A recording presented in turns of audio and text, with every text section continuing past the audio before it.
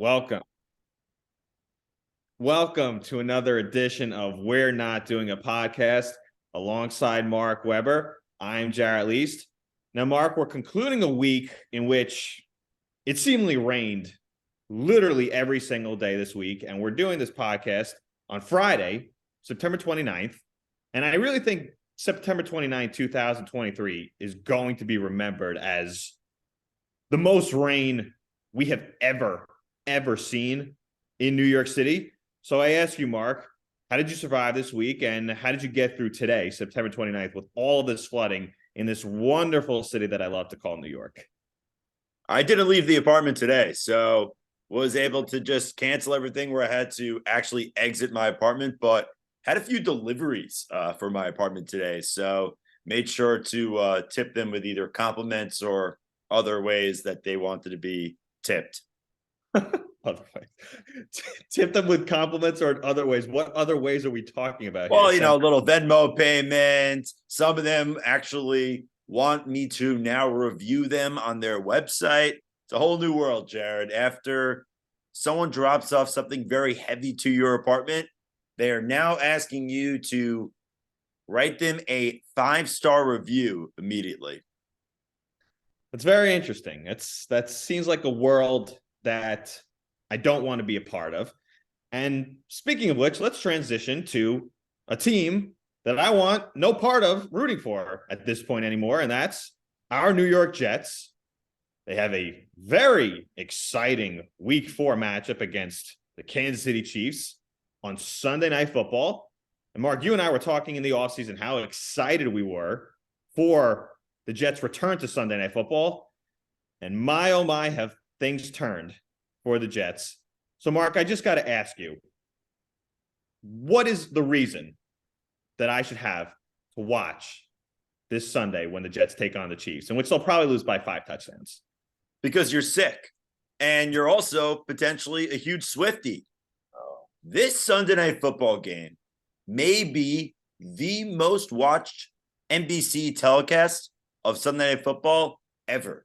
The previous record high was 30 million viewers when RG3 made his debut against the Cowboys. That was the highest rated Sunday Night Football game on NBC ever.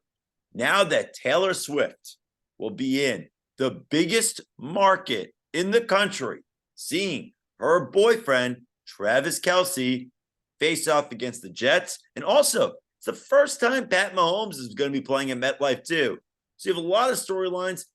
The Taylor Swift aspect, obviously the biggest. I will be stunned if it is less than 30 million people watching this broadcast.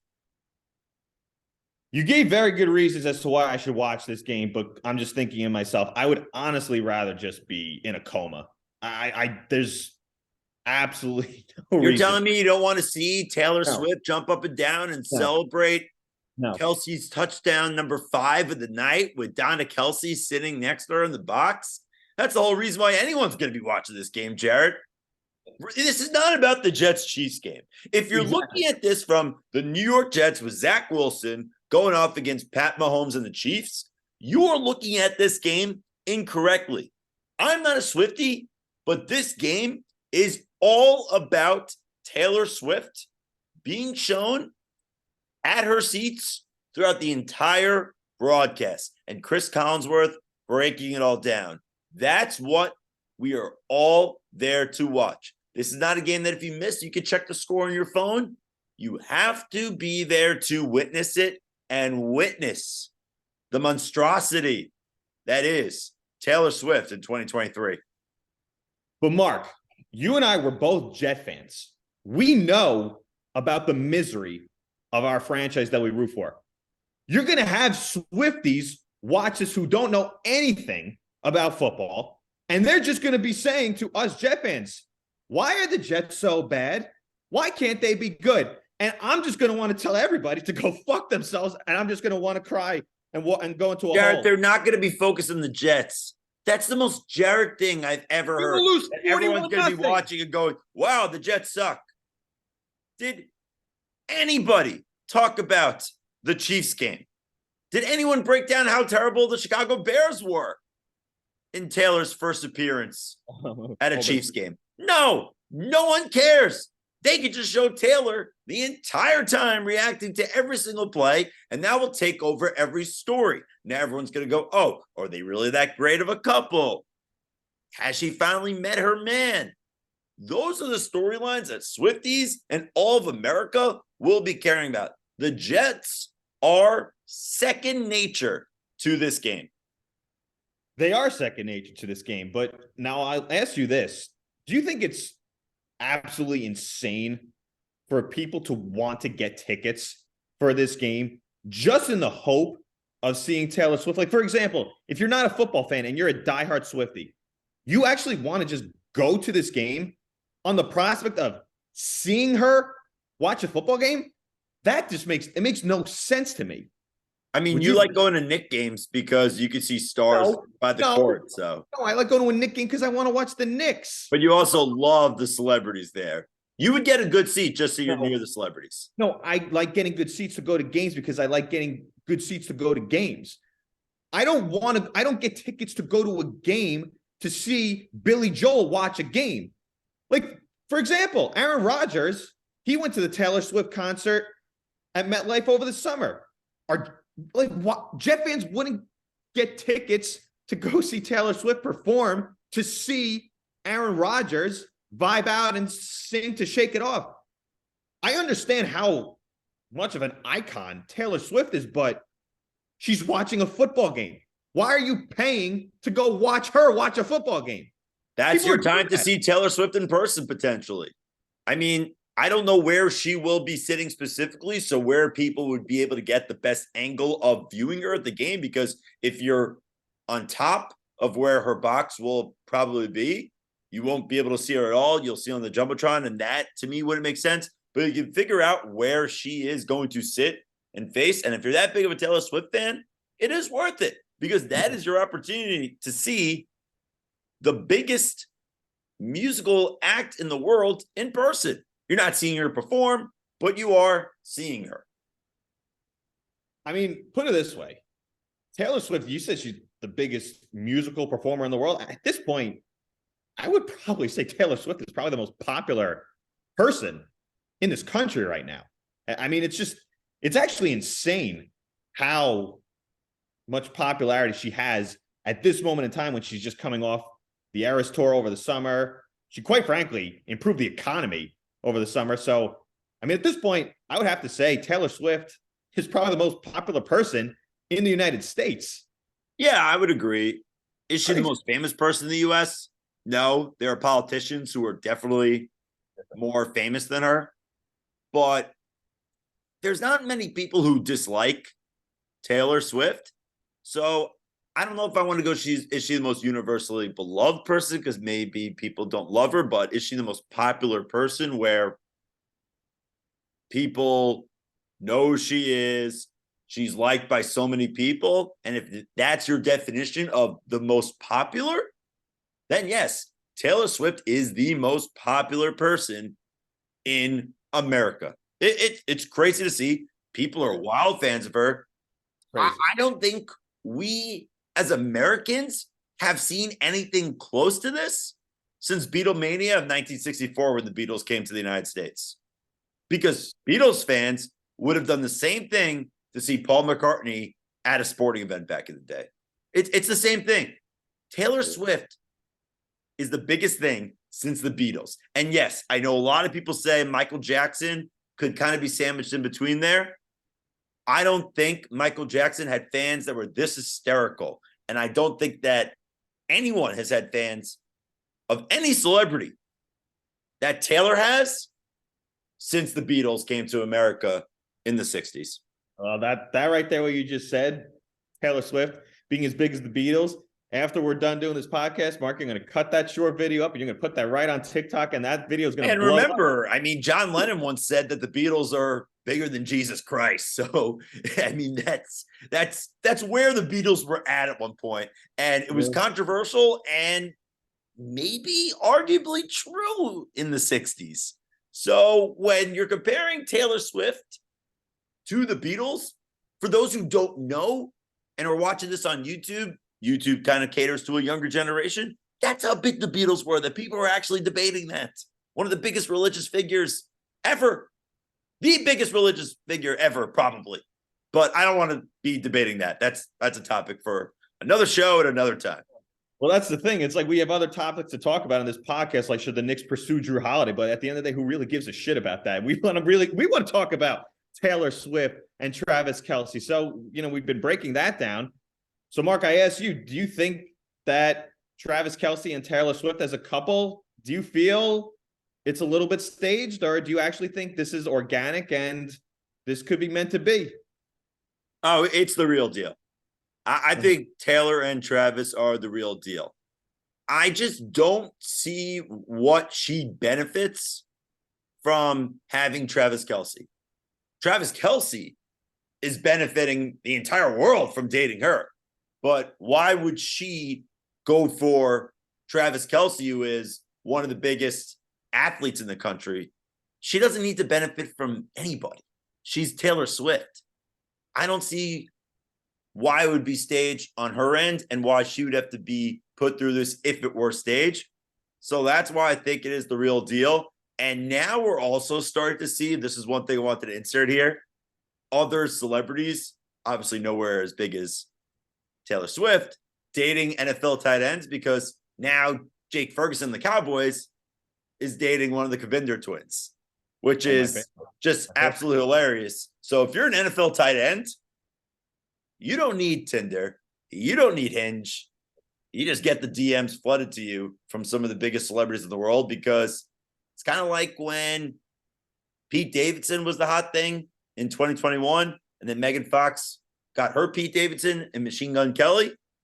Now we're going from the skinny, awkward, depressed guy to NFL tight ends. I love how you said if you're an NFL tight end, you don't need a dating app, as if other players in the NFL actually would need it. Like, you actually think, well, quarterbacks were always the sexiest position in all of sports. And now, thanks to Travis Kelce, it's tight ends. Who would ever think? Gronk, if only you stayed in the league, buddy.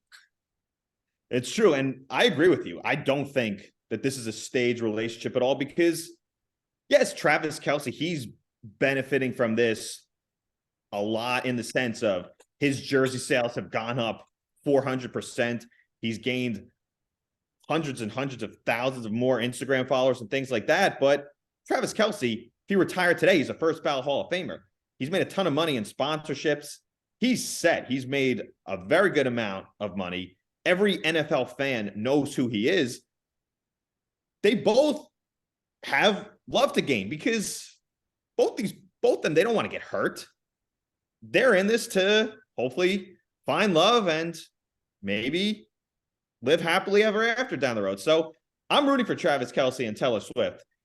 You just don't want the media craze to just continue each and every day over and nonstop, because eventually... Are you more concerned about the media craze or the Swiftie craze? Because ever since that tweet I saw about the astrological signs and the time that they were both born, I'm a little creeped out by the whole Swiftie thing, and I think they're more frightening than the media potentially break them apart. I think a lot of people want to see Taylor find someone. It's how many breakup albums can you have? And Travis Kelce is a pretty beloved person as well, and I think a lot of people are rooting for them to be together and go the distance. We'll put it this way. To answer that question, if she'll keep making hundreds and hundreds of $1 million off of breakup albums, she can do it for the rest of her goddamn life. But imagine what she could do off an album about love and about finding her soulmate, finding her person. It'll make $200 million. Who knows? Yes. But when it comes to the Swifties, yes, the Swifties are definitely crazy. But you know me, I'll take anyone's side over the media, because I can't stand the media. I think it's a bunch of propaganda bullshit, and they just keep spewing it down our throats every single solitary day. So I really don't think the Swifties are all that bad. They're a little crazy. Don't get me wrong. They definitely go a little cuckoo. You're just trying to protect yourself with that one. No, I don't. I think, look, Taylor Swift, they are crazy. It is a little bit of a cult, as we said several months ago on the podcast when she started her tour, when she came to perform at MetLife Stadium. But Yeah, it's a little bit of a cult, but it just the media craze is just nonstop. They throw it in your face and they shove it down your throat. So it gets to clicks. That's why It- everyone's going to click it every single time. Yeah, it is. It is what it is. But look, we could talk about Taylor Swift, Travis Kelce all day for the rest of this podcast, but we do a sports podcast. So we will move on to another football team in town. That is the New York Giants. They have a very important game coming up on Monday Night Football against the Seattle Seahawks. They're going into that game 1-2 as well, just like the Jets. So, Mark, going into this game against the Seahawks, this is a pretty important game. Do you consider this a must-win game for the Giants on Monday night? Like I say every week, Jarrett, it's the NFL. Every game is a must-win. That's the truth. Every game is a must-win. Oh, yeah. Well, they definitely – it is – yeah. I mean, if you want to be technical like that, sure. But, like, if you were 2-1, it wouldn't be a must-win. Or if you were 2-2, it wouldn't be a must-win. And based on your schedule following, not necessarily. But for this case, for the Giants, it is a must-win because they can't fall to 1-3 with games against the Miami Dolphins and Buffalo Bills coming up next. They can't fall 1-3 because if they lose, they're all but likely to go to 1-5. And you're playing a team in the Seattle Seahawks where they're kind of lumped in the same territory as you in the NFC. There's a bunch of really good teams in the NFC when it comes to the Philadelphia Eagles, the 49ers, and the Dallas Cowboys. But the rest is kind of average. That's where the Giants are lumped in with teams like the Seahawks, the Commanders, some of the other teams that are surprising from the NFC South, also the NFC West as well, as I mentioned with the Seahawks. So if they don't win this game against the Seahawks and with the possibility of Saquon Barkley returning, I think you could absolutely say their season is over and there really just wouldn't be all that many intriguing storylines for this Giant season moving forward down the stretch. I mean, the Saquon injury means more than the Seahawks game because the Seahawks game, in reality, every game in the NFL is a must-win. It's as simple as that. You can't lose games in a 17-game season. The more games you lose, the more chances you're out of the playoffs or having any meaningful of a season. Saquon has double the amount of rushing yards as anyone on the team that's not Daniel Jones. He's got 2 total touchdowns. The rest of the Giants team has 5. So he has 2 of their 5 touchdowns. Saquon Barkley is the most important piece to the Giants. If he is not healthy throughout the season, it is over. If they lose against Seattle, they lose the other games that you mentioned, their season is likely over. It's as simple as that. I mean, one game is magnified for all the right reasons because the NFL plays a short season, only 17 games, as I mentioned. But in my opinion, it's Saquon is not 100% healthy. The season's over, like I said last week. It is what it is. It's a boring topic of conversation when it comes to the New York Giants. Quite frankly, any other thoughts you have on the Travis Kelce, Taylor Swift couple? Because that's just the more intriguing storyline when it comes to all these sports topics. Any other points you want to chime in on them? Any other prop bets for them potentially going into this weekend's games? Does she get as excited for each touchdown against the Jets as she did the first time around against the Bears? Oh my God, 100%. Because even though I said before, this relationship isn't staged, this game is on Sunday Night Football. It's on NBC. The last game, it was But you think Taylor Swift cares about that? She's going to be more amped because it's on Sunday night? The whole world is watching this game a lot more. It's the standalone Sunday Night Football game. The whole world was watching the last game, which was on a Sunday afternoon. But that was also, the reports were coming in like an hour or two before the game that Taylor Swift will be in attendance. And we're getting wind of it as the game was going on. With this, we've known days in advance that she's going to be there. So there's going to be cameras just following her into the stadium and when she's in her suite, in her box, watching the game. So she's going to show a lot more emotion, even though I do think that part of it will be staged. So will you miss Al Michaels during a broadcast like this? The prime Al Michaels, yes. The current Al Michaels, no. The current Al Michaels needs to go to sleep. He needs to retire. That's a whole the nother Jets aren't able to shake off this win. Like, I don't know. He'd probably have some really good pud for it. But if Al Michaels is in his prime, I mean, have you been watching some of the Thursday night games with him and Kirk Herbstreit? The conversations, Mark, between Al Michaels and Kirk Herbstreit is literally like two people sitting on a plane for 5 hours begging and pleading for any sort of small talk that is just nails on a chalkboard. It's been painful watching the slow death, unfortunately, of Al Michaels' career. He's a legend. He's an icon, but Al Michaels, quite frankly, I think he needs to call it a career. But give the job to J-Dog. Let J-Dog call Thursday Night Football. Oh, yeah, sure. You're going to bring up the point when you and I did play-by-play. When I did a play-by-play for a high school football game in Syracuse, when I thought a guy scored a touchdown when it was a guy kicking a field goal or an extra point where I literally couldn't see the field.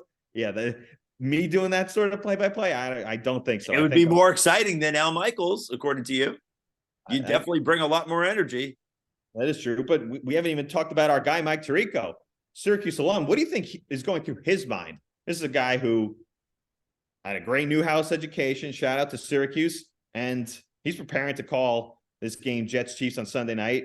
And he's got to have some sort of creative lines for the amount of times Taylor Swift is going to be shown on the broadcast. So yeah, I'm sure he's cooking up puns and he's having a whole production team create everything. The entire broadcast is about Taylor Swift. Sorry, Jared. The Jets they're on the back burner for this game. I'm not watching. You have to realize that. I honestly probably don't even want to watch. Like I'm golfing at 3:45 on Sunday afternoon. And I said to the people that I'm golfing with, like, let's just golf through the night so I literally can like just fall asleep on the course so I don't have to watch this game because it's going to be torturous. It's going to be torturous for me as a Jet fan. And it's just the saddest thing of it all. It's just, we're so looking forward to Rodgers, Mahomes. Could you imagine also if Aaron Rodgers was playing in this game against Patrick Mahomes with Taylor Swift in the building?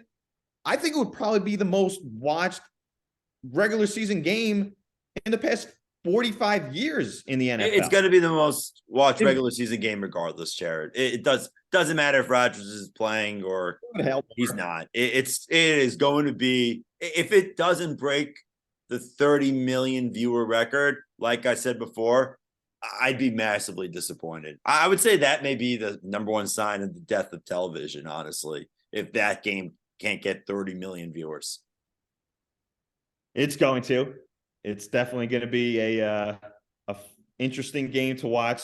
Now, I didn't prepare you for this, Mark, but I want to throw this to you. We didn't really come up with a with it or not with it segment for this podcast. So do you have anything you want to ask me as to something that's with it or not with it? I'm kind of throwing you on the spot right now, thinking of pop culture topics or anything like that. I know you love thinking about this stuff. So putting you on the spot, anything you want to ask me that's with it or not with it. It could be related to Taylor Swift or Travis Kelce.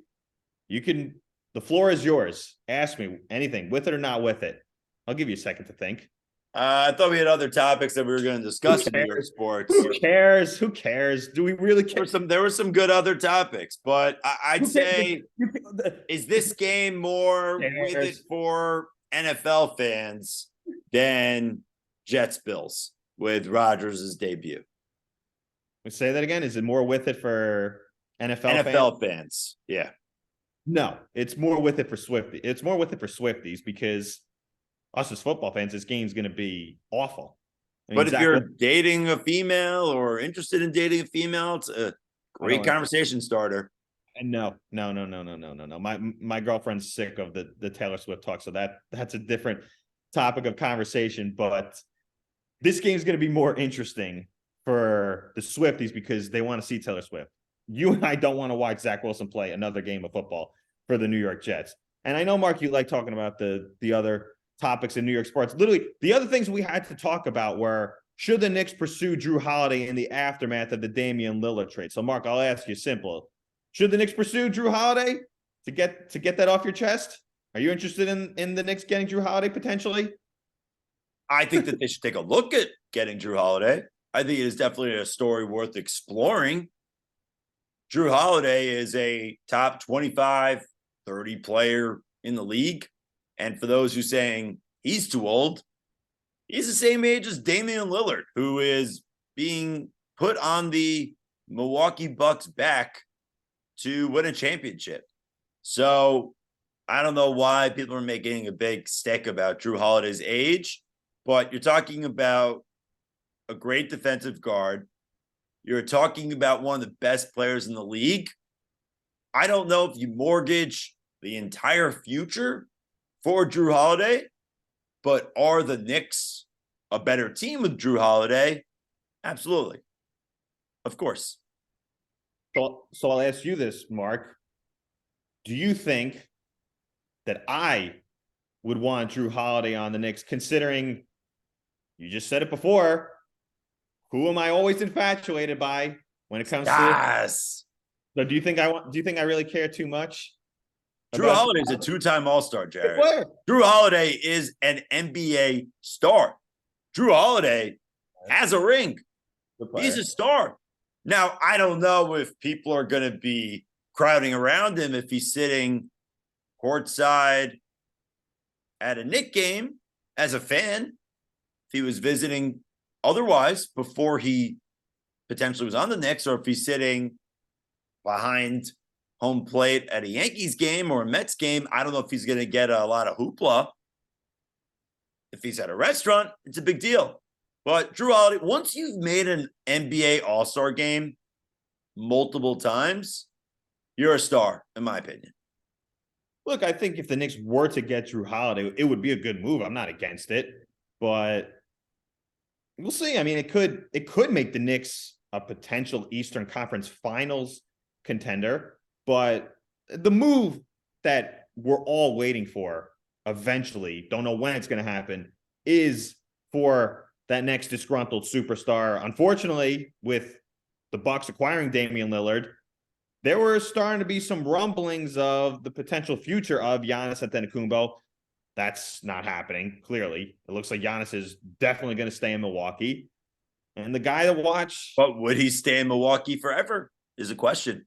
Yeah, well, put it this way. Will him and Lillard really work out of Milwaukee? We don't know. It could happen. The NBA, things change quickly.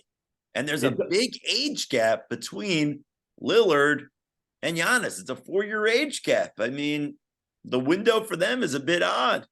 Giannis is a bigger window than Lillard. That's for sure. So I'm not giving up on Giannis just yet.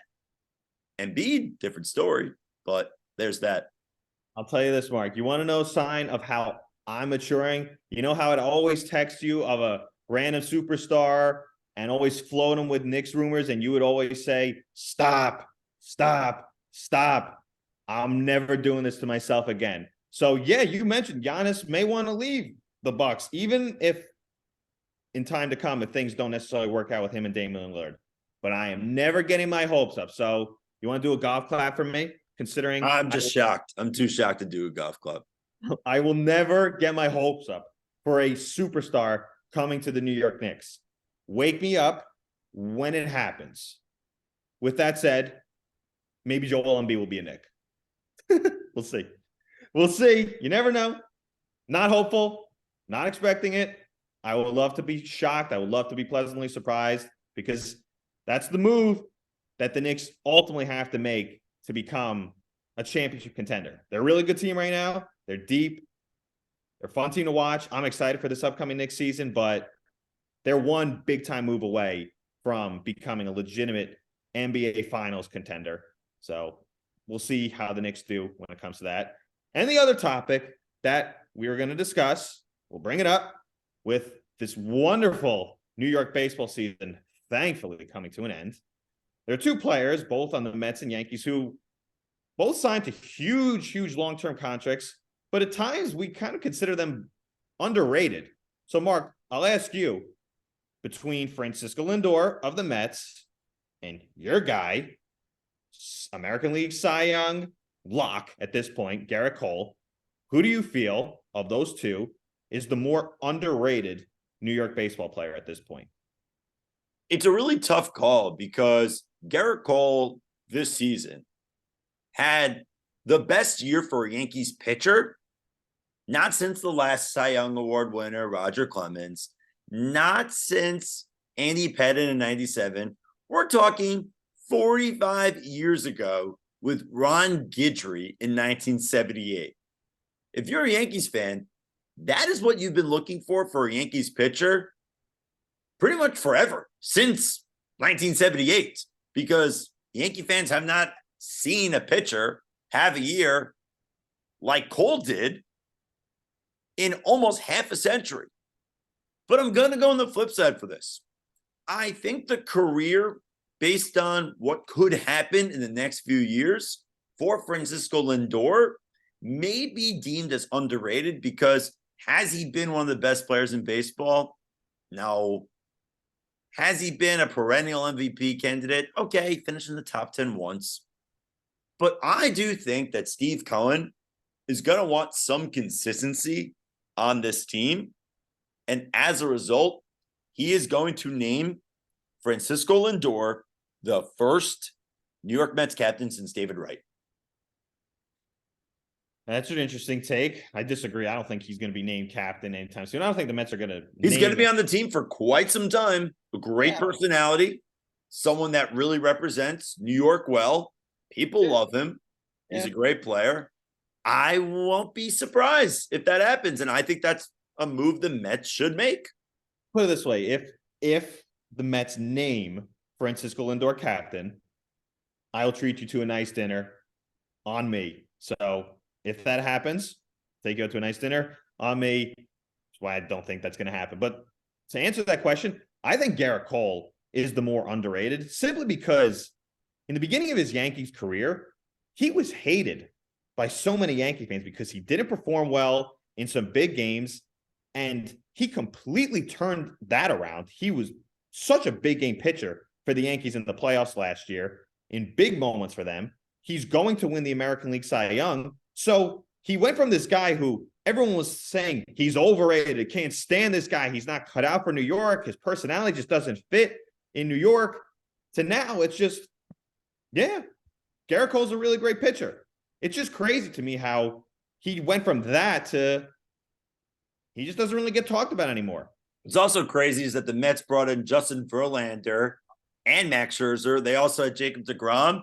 And now in 2023, there's no debate. Gerritcole is the best pitcher in New York. We talked about at the beginning of this baseball season that it could happen, and now it is a definite. He is the best pitcher in the Big Apple. And I don't want to be that guy, but if he was wearing a Mets uniform, we'd be talking about Gerritcole and hearing about it on radio in New York every freaking day. Because we heard about Jacob deGrom. Oh, deGrom, haven't seen anything like him since the doc. Oh, it's like a show in Queens every time deGrom pitches. You don't get that for Gerritcole. And guess what? Since Gerritcole joined the Yankees, second best pitcher in baseball, according to wins above replacement. I think Lindor has had an underrated career because the Mets have been so terrible since he's been on the team, and he will eventually be their captain. He hasn't been the starlight as expected, but Gerritcole is what the Yankees signed up for when they signed that contract with him, and possibly better than they expected. The only way it could even be the best case scenario is if he won a World Series ring, a la CC Sabathia, but Sabathia never sniffed a season as close as Gerritcole this year. Gerritcole has been absolutely phenomenal for the Yankees, and I just hate that no one talks about it as much. But Gerritcole, that's why it was an interesting topic. Gerritcole's the best pitcher in baseball. I really think he is, and he deserves that respect. No, he is. By all statistical measures, he is the best. He is, and he deserves that respect. He's worth every penny of that contract for the Yankees. You know who's worth every penny of? You, Mark, me as well. That's why we earn the big bucks for We're Not Doing a Podcast. But that's all the time we have on this episode. For my fellow New Yorkers out there, stay dry, stay safe. See you next week.